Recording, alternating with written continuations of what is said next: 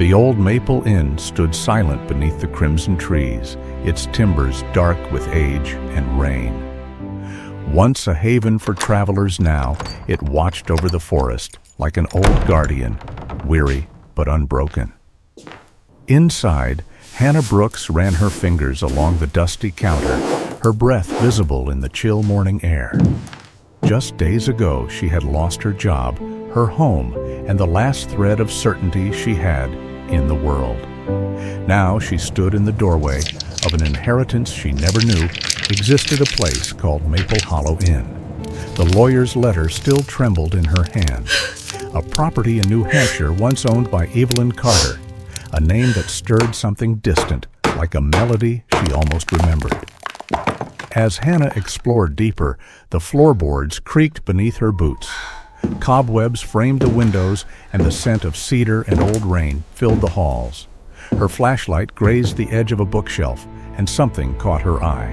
Behind the wood paneling was a seam, faint but real, as though the house itself wanted to reveal a secret. Why had this forgotten inn been left to her? What truth slept beneath its crimson leaves? Boston in October had the bittersweet beauty of endings.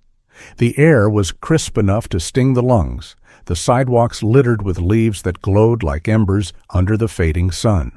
Hannah Brooks walked quickly along Tremont Street, her breath curling in the cool afternoon, her waitress uniform hidden beneath a brown wool coat that had seen better winters.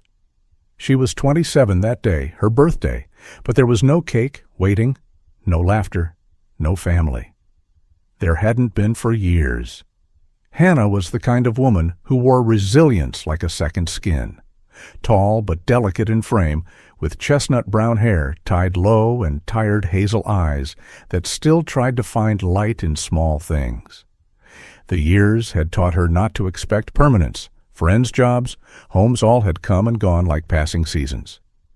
But still she smiled at strangers and left bigger tips than she could afford. At the corner diner where she worked, Elliot's, a narrow slice of chrome and neon wedged between an auto shop and a laundromat, the morning had started like any other. The smell of burnt toast, the hiss of coffee, and the quiet hum of the city beyond the fogged glass. Then her manager, Mr. Collins, a heavy-set man with thinning gray hair and a perpetual sweat stain under his collar, called her into the office. His expression told the story before his words did. "I'm sorry, Hannah," he said, rubbing his temples. "The owner's selling. They're turning this place into one of those chain coffee spots. I gotta let you go." Hannah forced a small laugh, though her throat felt dry. "On my birthday, huh? Guess that's one way to start fresh." Mr. Collins looked away. He'd always liked her. She worked hard, never complained, but business was business, and Boston didn't care for sentimental people. She gathered her things, her apron, her notebook filled with sketches she made during slow hours, and a photograph of her mother she barely remembered. The bell over the door chimed as she stepped out into the swirling leaves. That evening, rain began to fall, soft silver threads weaving through the streetlights. Her small apartment on the second floor of a brick building felt emptier than usual. The fridge hummed, the heater clanked, and in the silence she thought she heard the faint echo of the diner's bell again. Then came a knock on the door. A courier stood outside, his blue cap pulled low. "Delivery for Miss Hannah Brooks," he said, handing her a thick envelope with a wax seal embossed with the letters W&A. Inside was a letter written on cream paper, "Dear Ms. Brooks, we regret to inform you of the passing of Ms. Evelyn Carter of Maple Hollow, New Hampshire. As her sole named heir, you have been granted full ownership of the property known as Maple Hollow Inn. Please contact our office for further instructions. Sincerely, Winthrop and Ames Attorneys at Law." Hannah stared at the words, confused. She had no relatives, at least none she knew of. The name Evelyn Carter meant nothing, and yet something about the letter felt heavy, deliberate, as though destiny itself had found her address. 3 days later, curiosity outweighed caution. She packed her suitcase, locked her apartment for the last time, and boarded a northbound bus. Outside the window, the city melted into forests painted in red and gold. The hum of the road lulled her into a strange calm, though the thought of inheriting a building from a stranger tugged at her nerves. By late afternoon, the bus rumbled into Maple Hollow, a small New Hampshire town nestled between rolling hills and dense forests. The place looked like a postcard forgotten in someone's attic. Wooden storefronts, faded signs, a white church steeple peeking above the trees. The scent of pine hung in the air, mixed with chimney smoke and damp leaves. But the town wasn't peaceful. As Hannah stepped off the bus, she overheard two men arguing outside the general store. "They're going to tear half the forest down for that resort one spat. Maple Development Corp doesn't care about this town." "Better than watching it die," the other replied. "You can't feed your family on pretty trees." The name stuck in her mind, Maple Development Corp. Even without context, it sounded like trouble, like something sharp beneath the calm surface of this quiet place. She stopped by a local cafe for directions. The owner, a red-haired woman in her 50s, named Linda Rayner, gave her a cautious smile. "You're heading to Maple Hollow Inn." "Haven't heard that name in years. Place has been empty since Miss Carter passed. Folks say it's haunted, but don't mind them. Just an old house that got too lonely." The road to the inn wound through a corridor of flame-colored trees. The sun had begun to set, scattering gold through the branches. At the crest of a hill, Hannah saw it, a large two-story building crouched beneath a canopy of red maples. The roof sagged, the shutters hung loose, and ivy crawled up the stone chimney. Moss covered the porch steps, and a wooden sign reading Maple Hollow Inn swung gently in the wind, the hinges creaking like a sigh. She climbed the porch, the boards soft under her boots. The brass key the lawyer had sent fit perfectly into the lock, though the door groaned in protest as she pushed it open. Inside, the air was thick with the scent of cedar and dust. Sunlight filtered through dirty windows, cast long amber streaks across the floor. Furniture lay under white sheets, and in the corner, a piano leaned to one side, its keys yellowed with time. She ran her hand along the counter, tracing grooves carved by decades of guests long gone. A noise startled her, a man's voice from behind. "Careful, their floors can be tricky in old places like this." She turned sharply. A tall man stood in the doorway, carrying a toolbox. He looked to be in his early 30s, broad-shouldered, with sandy blonde hair and eyes the color of river stone. His clothes were simple jeans, flannel shirt, work boots, dusted with sawdust. His manner was open but cautious, as though he'd met too many city folk who came and went. "Didn't mean to scare you," he said. "Name's Owen Parker. I handle plumbing and repairs around here. The post office said someone finally bought the inn, or well inherited it." "That would be me," Hannah replied, still catching her breath. "I'm Hannah Brooks. I didn't buy it, though.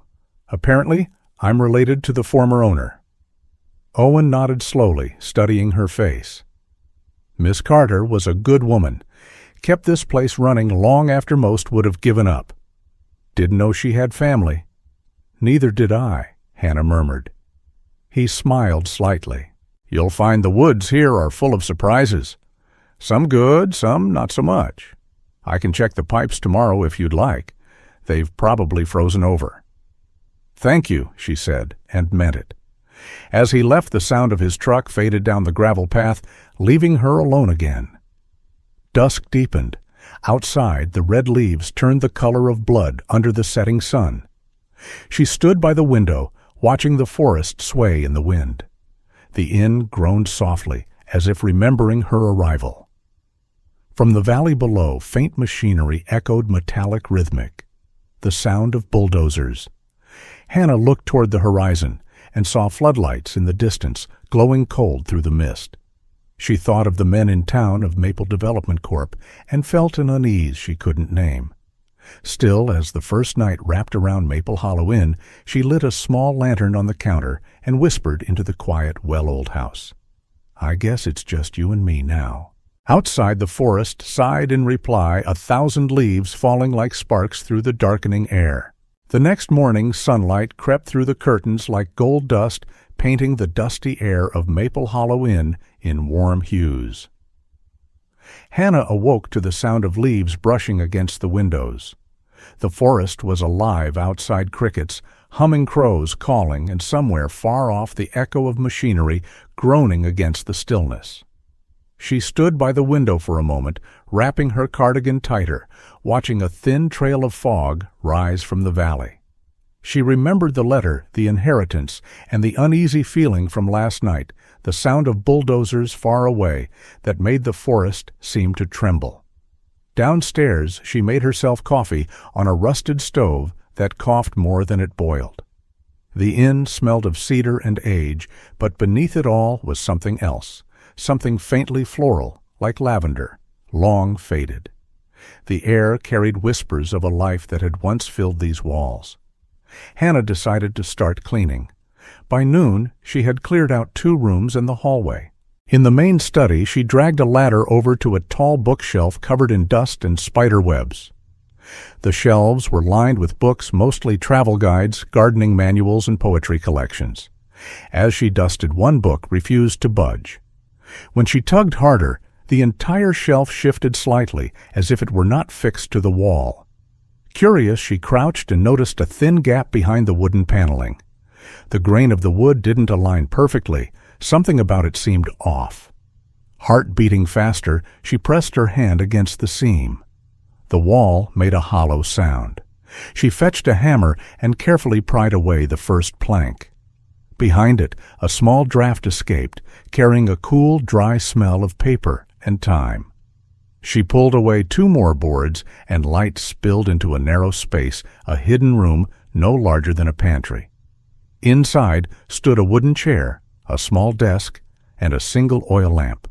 On the desk lay a leather-bound journal cracked with age, beside a stack of yellowed receipts and postcards. Dust blanketed everything, but the air inside was untouched, sealed away for decades. The first page of the journal read, in delicate handwriting, Evelyn Carter, 1963, Maple Hollow Inn. Hannah ran her fingers over the ink. The entries were neat at first, records of guests' notes about storms and repairs needed around the inn. Evelyn's words carried warmth. She wrote of lighting fires for travelers, of watching the first snow fall, of her love for this place. But as the pages turned, the tone darkened. November 8, 1964. The storm has not stopped for 2 days. Tonight I heard crying by the porch. A child no older than 1, wrapped in a blanket. No note, no name. God help me, I brought her in. Perhaps the storm carried her to me for a reason. Hannah's pulse quickened. She flipped ahead. November 10th. The baby will not stop crying. I called her Anna. She looks like someone I once knew, but it cannot be. Sometimes I think I hear footsteps in the halls when no one is here. She stopped reading. Anna. Her mother's name was Anna. Outside, the sound of an engine drew her attention. She peered out the window and saw Owen Parker pulling up in his truck, a toolbox in the back. He waved and called Hope. You haven't frozen to death yet. Thought I'd check the waterline before it gives you trouble. Owen was wearing his usual flannel shirt, sleeves rolled to his elbows, with a pencil tucked behind one ear. There was always a practical steadiness about him, like a man who understood how to fix both pipes and people just by being patient. I found something Hannah said when he came inside, her voice lower than usual. A room behind the wall. He raised his brows. A hidden room. Sounds like this place has more stories than my grandmother's attic. She led him upstairs and showed him the gap behind the bookshelf.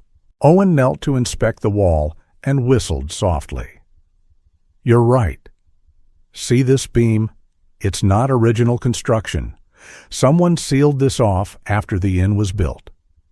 He touched the old boards, gently tracing the edges where nails had been driven decades ago. Why would anyone hide a room, she asked. Maybe to keep something safe. Or someone, he murmured, glancing at her. Hannah hesitated before showing him the journal. Owen wiped his hands and flipped through the pages, his expression shifting from curiosity to quiet concern.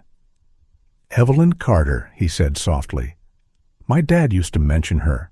Said she ran this inn like a heartbeat in the middle of nowhere. She took in people when they had nowhere else to go." He turned another page where the handwriting grew shaky. December 3rd, 1964. Men from the quarry came today asking questions about ownership. They think there's something under the land. I told them to leave, but I see them watching from the road. Owen's eyes narrowed. "The quarry! That must be the old mining company that shut down years ago. Maple Development probably bought the rights." "Do you think they're connected?" Hannah asked. "Everything in this town is connected," he said grimly. They moved outside to check the pipes, but Owen's mind seemed elsewhere. Behind the inn, the ground dipped toward an overgrown field. There, Hannah noticed an old stone well half covered by ivy. The metal pump attached to it was rusted but still bore engraved initials. MC. Owen crouched and wiped the moss away. "This pipe leads straight from under your basement," he said. "And this marks see that Maple Carter maybe, or Maple Corporation. Hard to tell." As he examined the pipe, a light breeze picked up carrying the scent of rain and damp leaves. Somewhere distant thunder rolled. Back inside, Hannah returned to the hidden room, unable to shake the chill that clung to her. She lit the oil lamp and read further into the journal. January the 12th, 1965. "The men have returned. They claim they want to preserve the land, but I see greed in their eyes. They say there are minerals in the soil, something valuable. I will not sell. The child sleeps in the next room. I pray she will never know the world's cruelty." The final pages were water-stained, the ink smudged as if tears had fallen upon them. Hannah closed the book and pressed it against her chest. Her thoughts tangled. Who was Evelyn to her family? Why would her mother's name appear here decades before Hannah was born? She spent the evening cleaning the hidden room, lining up the scattered papers and postcards. One postcard showed the inn during its prime, white paint, bright flowers, guests smiling on the porch. On the back was written, "For the future EC." When Owen finished outside, he came in with his jacket dusted in rain. "Storm's moving in fast," he said. "Best stay put tonight. Pipes are working again, but I'd avoid using the well. It's old and unstable." "Did you know the company Maple Development bought the old quarry?" she asked. He nodded, rubbing his neck. "Saw it in the paper this morning. They just purchased most of the land surrounding this property, too." "That means they'll come here next," she said quietly. Owen sighed. "Probably. Folks around here think it'll bring jobs, but companies like that don't care about people. They care about what's under their boots." He looked at her for a moment, his gaze softening. "You don't have to face this place alone, you know. If you need help fixing it up or figuring out why that journal found you, I'll be around." She gave a tired smile. "Thanks, Owen." When he left, night fell hard and quick. Rain began to drum against the roof, and the old walls creaked like they remembered storms from another lifetime. Hannah sat at the desk in the hidden room, the lamp flickering beside her, and opened the last entry again. Outside, the forest groaned under the wind, and the echo of thunder rolled like a distant memory, one that refused to be buried. The storm came without warning. By dusk, the sky above Maple Hollow turned the color of bruised steel, and wind clawed through the maple trees, tearing crimson leaves from their branches. Rain hammered the windows of the inn, and the old building groaned like a ship at sea. Hannah Brooks sat by the fire in the main hall, the journal of Evelyn Carter open on her lap. The flames cast long, uneasy shadows across the floor, and for the first time since she arrived, she felt the inn was breathing alive, restless, remembering. She closed the journal, rubbing her temples. Every word she'd read haunted her, a storm, a crying baby, a woman's defiance. Evelyn Carter wasn't just some stranger. Hannah could feel it in her bones.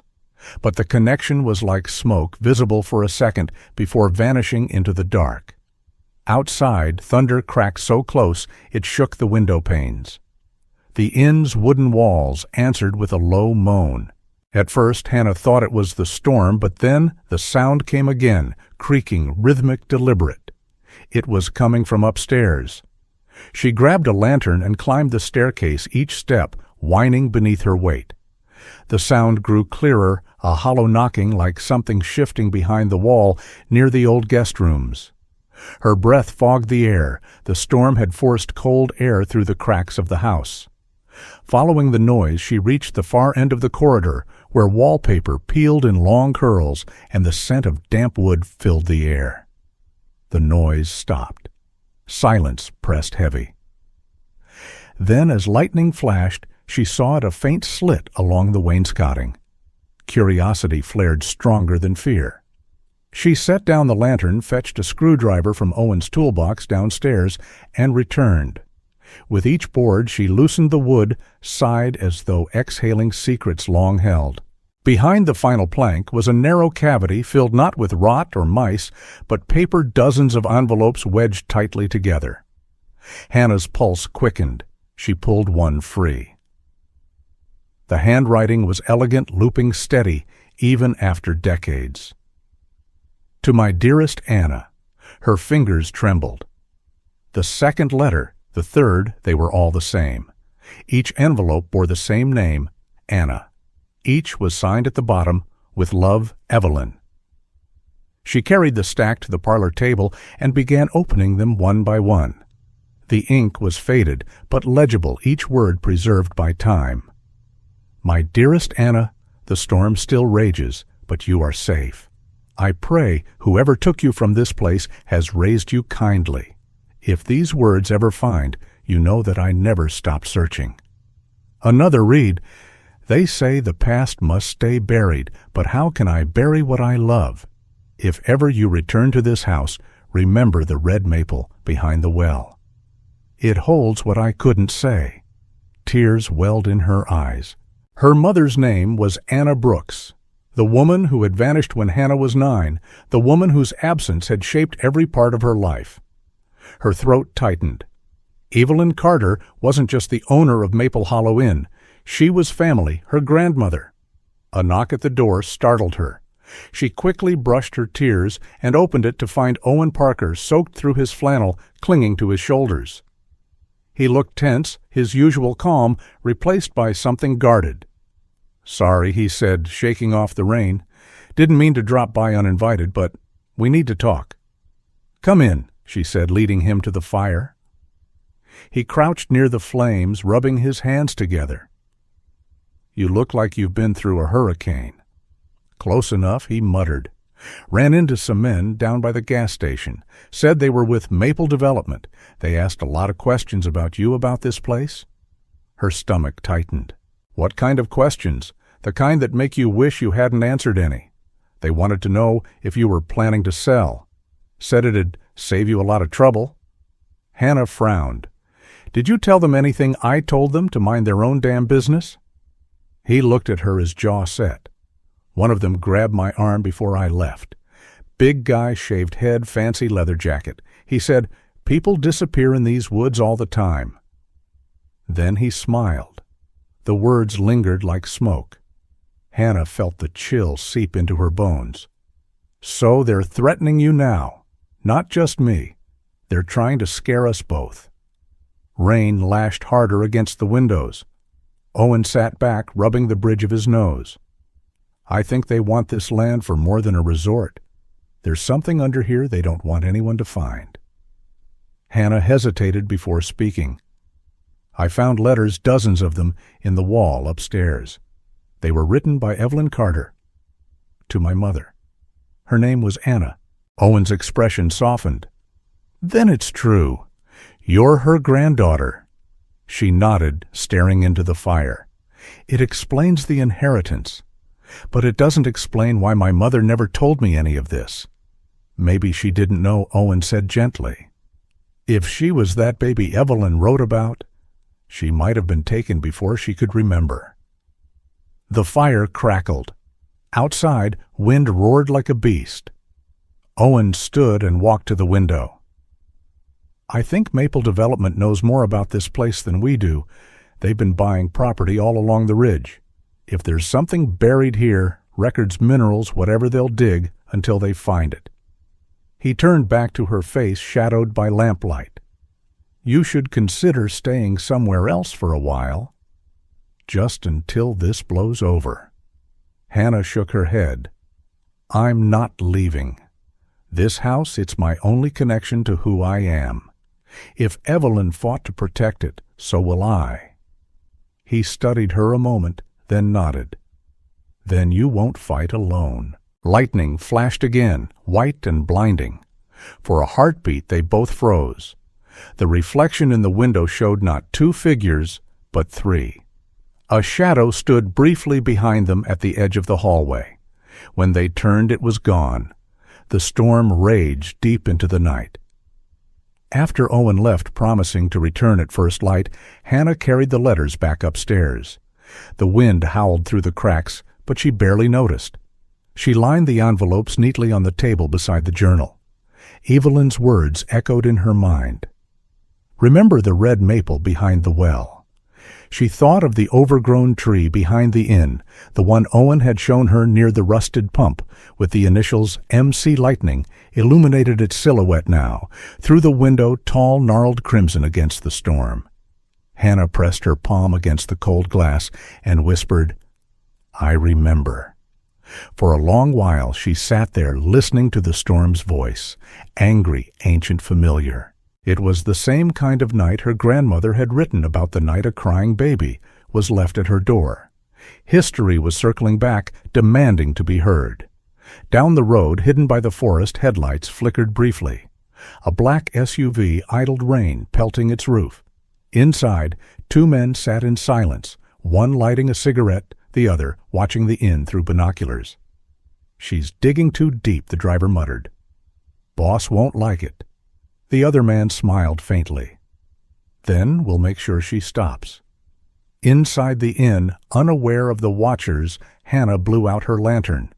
The storm began to fade, replaced by the steady drip of rain off the eaves. She lay awake long into the night, the stack of letters beside her bed, and a new quiet certainty in her heart. Evelyn Carter had left her more than a house. She had left her a truth waiting to be unearthed. Morning came with a gray silence that followed the storm like an aftertaste.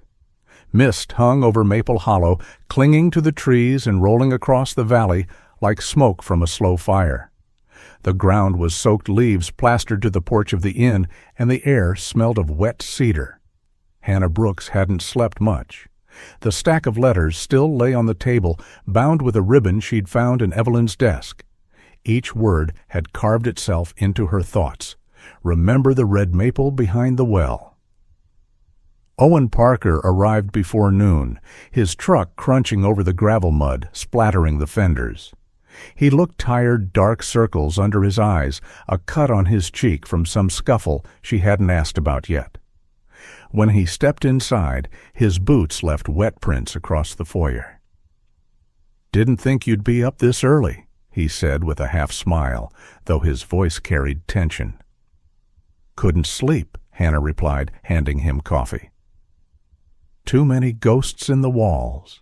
He took the mug, his rough hands warming around it. "You're not the only one haunted. Those men who threatened me, they showed up at the diner last night. Didn't say much this time. Just watched." Hannah nodded, jaw tightening. "Then we need to find what they're after before they do." She led him to the study where Evelyn's journal still rested open. Between its brittle pages, tucked beneath the final entry, was something she hadn't noticed before, a thin sheet of parchment folded several times. She eased it open, and the dust floated like ash. It was a map, hand-drawn its ink, faint but legible.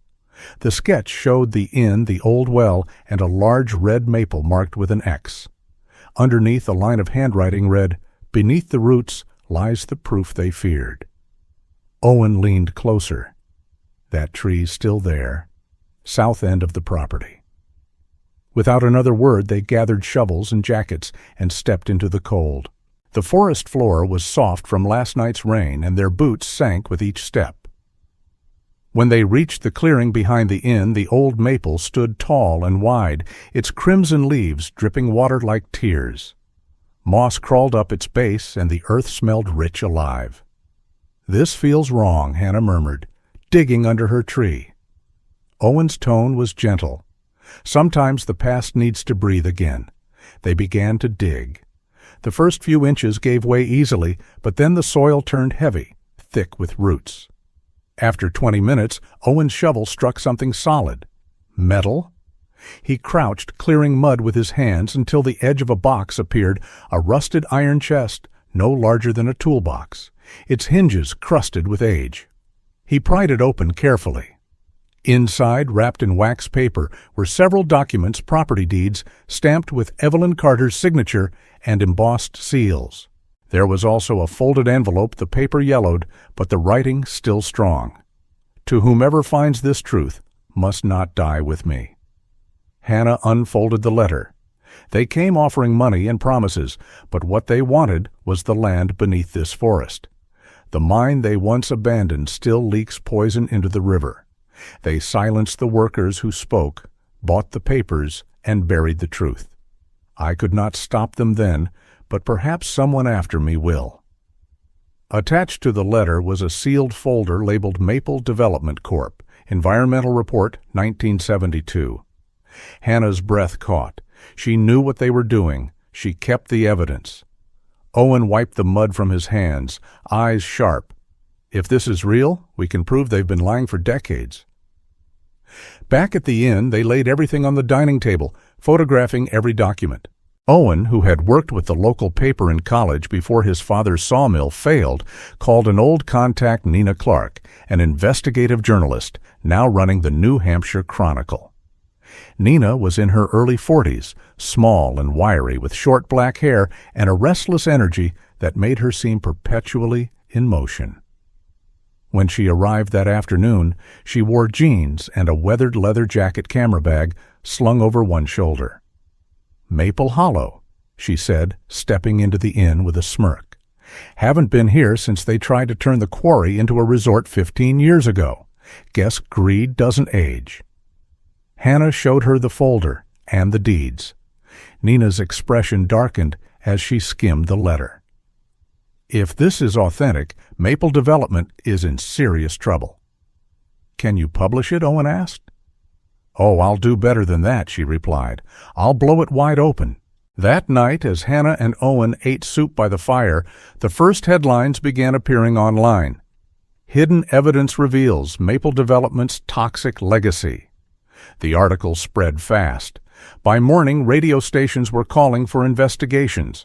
Protesters appeared in Maple Hollow's town square, waving hand-painted signs that read, "Save Our Forest" and "Justice for Carter."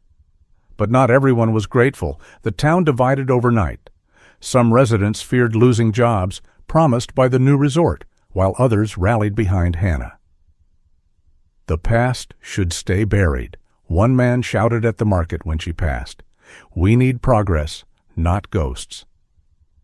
That evening, Owen stopped by again, newspaper in hand. His eyes shone with pride, but also worry. "You did it, Hannah. They can't hide anymore. But I don't think they'll go quietly." He was right. Around midnight, Hannah awoke to a faint noise downstairs, a soft click like a door unlatching. Her pulse spiked.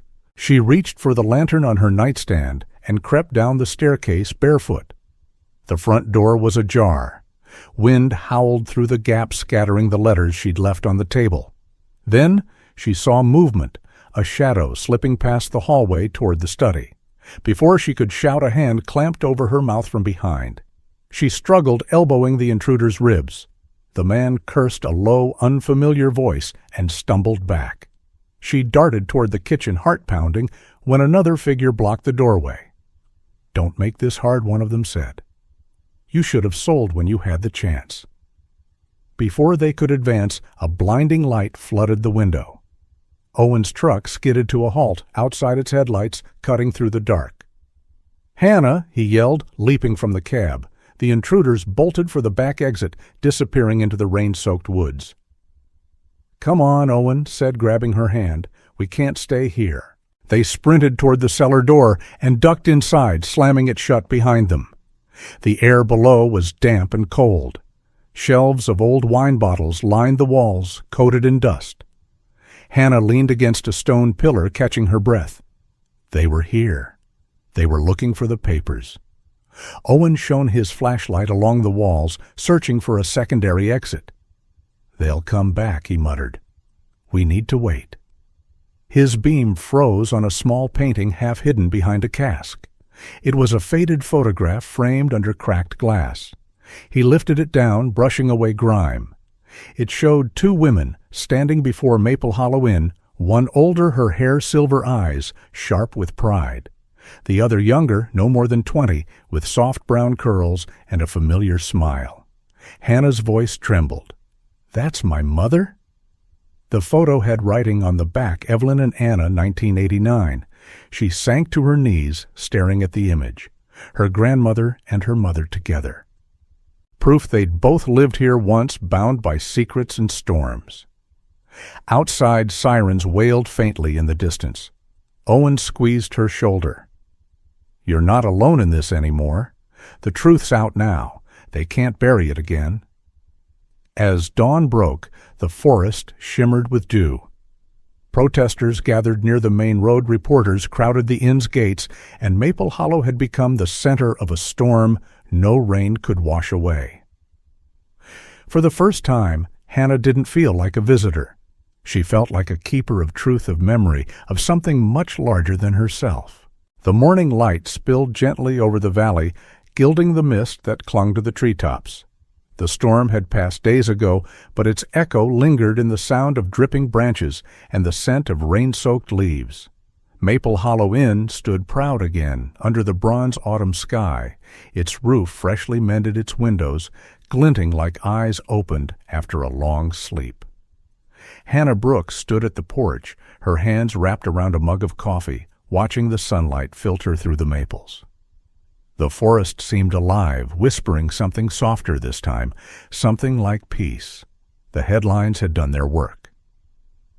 Across the state newspapers ran stories under bold titles: Maple Development Scandal, Exposed Corporate Fraud and Environmental Crimes Uncovered.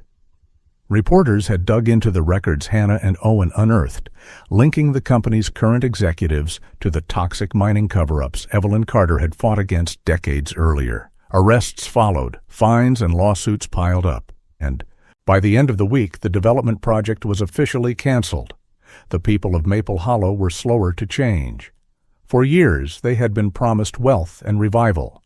Now they faced the uncomfortable truth that those promises were built on someone else's ruin. Yet as the news spread and new faces came to see the forest, not as land to be conquered, but as a living monument, the tension began to fade. Some residents started helping to restore what had been lost. At the heart of it all was Hannah. Reporters sought her out, calling her the inheritor of Maple Hollow's legacy. She never quite got used to the attention. "I'm just cleaning up what others left behind," she would say.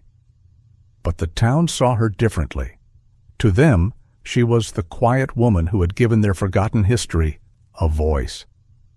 Owen Parker became her steady shadow in those days, always nearby, hammer in hand, fixing what time had broken. He was more relaxed now, the haunted edge gone from his eyes. Beneath his rough exterior, there was a warmth that had deepened through every storm they'd survived together. Sometimes, when she caught him looking at her while painting the old shutters, she'd smile without meaning to. One afternoon, as they cleared the attic for the last time, Hannah found a sealed envelope tucked behind a beam. It bore Evelyn Carter's looping handwriting, "For my granddaughter." Her heart stilled. Inside was a short letter, yellowed and fragile. "My dear Hannah, if you are reading this, it means the house has found its way home to you. I built this inn for those who had nowhere else to go. I hope one day it will do the same for others, just as it did for me. The world will always need a haven for the lost. Love, Evelyn." Hannah read the letter aloud to Owen, her voice trembling but sure. She wanted this place to help people, she said softly, not just to remember her, but to continue her work. Owen leaned against the doorframe arms, crossed a faint smile tugging his lips. Then maybe that's exactly what we should do. And so they did. Over the following months, Maple Hollow Inn transformed. The peeling wallpaper was replaced with cream paint and oak trim. The broken windows were repaired, the hearth rekindled.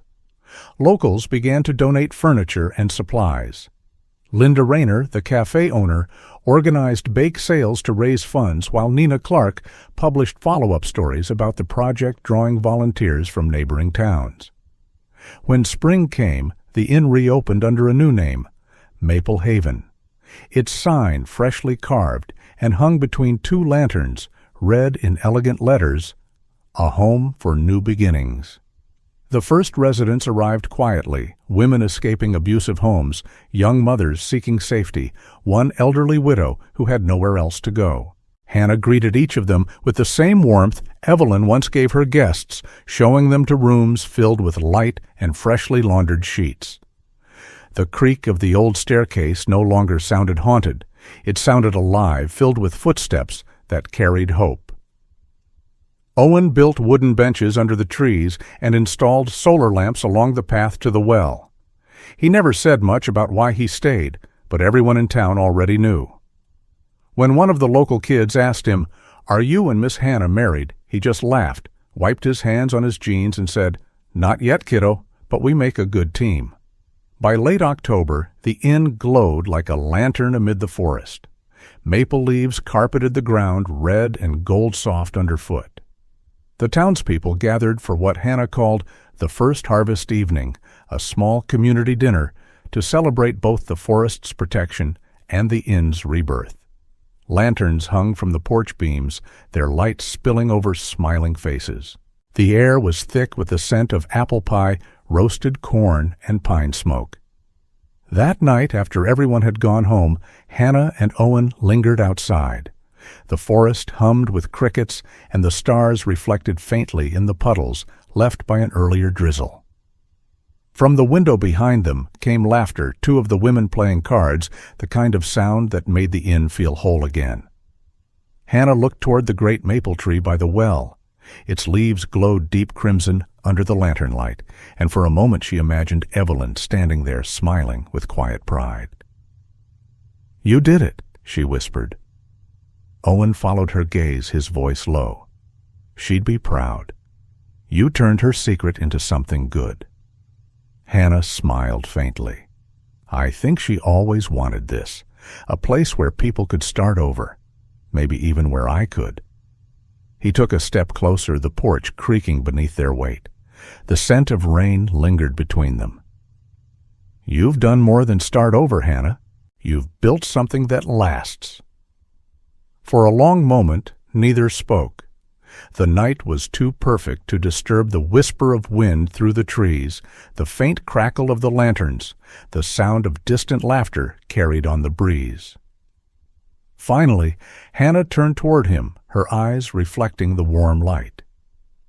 You know, she said softly, people always say falling leaves mean the end of something. But maybe they're wrong. Owen tilted his head, smiling.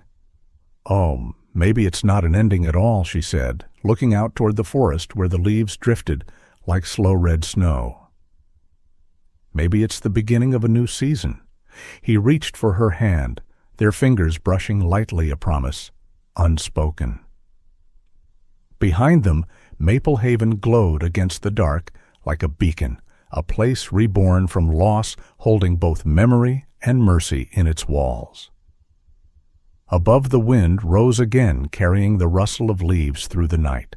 It was the same sound that had haunted the inn once, but now it felt different, not a warning, but a song. And under the vast sweep of autumn sky, Hannah Brooks finally understood the story of Maple Hollow had never been about endings. It had always been about return, redemption, and the quiet courage to begin again. Sometimes God's miracles don't arrive with thunder or lightning. They whisper through the rustle of red leaves, through second chances, through the hands of people who refuse to give up on hope. Hannah's story reminds us that even the ruins of the past can become havens of healing if we dare to open our hearts. In our daily lives, we all carry hidden rooms, memories, regrets, fears, waiting to be restored by grace. Perhaps what feels like an ending is only God's quiet invitation to begin again. If you believe in the power of faith renewal and unseen miracles that guide us home, write Amen in the comments. Share this story so others can feel that same light. And don't forget to subscribe to the channel. May each of you find peace, purpose, and God's blessing in your own Maple Hollow. May the Lord bless everyone who reads this, and may His light lead you through every season. Amen.